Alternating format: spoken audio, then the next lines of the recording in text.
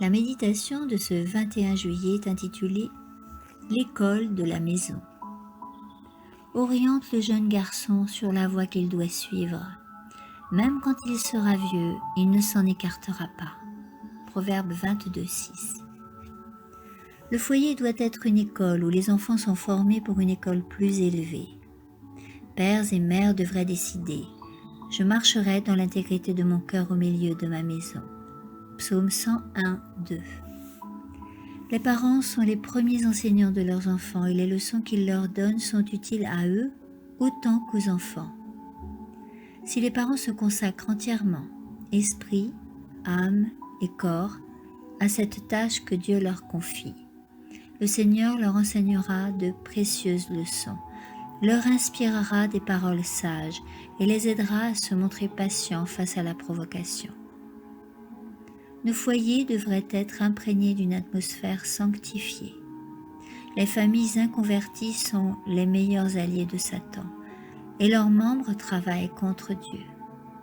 Certains parents sont durs, accusateurs, dominateurs, alors que d'autres sont négligents et laxistes, laissant leurs enfants suivre le cours de leur indocilité et mal agir. De tels parents ont besoin d'être convertis par Dieu.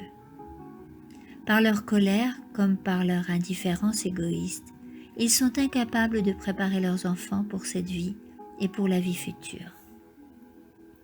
J'écris ceci aux parents parce que je désire vivement qu'ils apprennent les belles leçons que nous devons assimiler sur terre et qu'ils les transmettent à leurs enfants.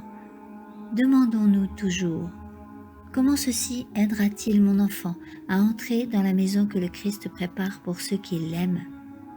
Quand le travail d'éducation est correctement accompli à la maison, les familles suscitent dans l'Église un esprit généreux et désintéressé que les anges encouragent.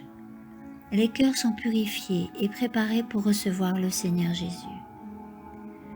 Présentez continuellement le Christ à vos enfants en chantant des chants à sa gloire, en le cherchant en prière et en étudiant la parole de Dieu, afin qu'il soit pour eux comme un invité toujours présent dans la famille. Ils apprendront alors à l'aimer, seront habitués à sa présence et habités par son esprit. Ils vivront alors une relation renouvelée en Christ. Amen.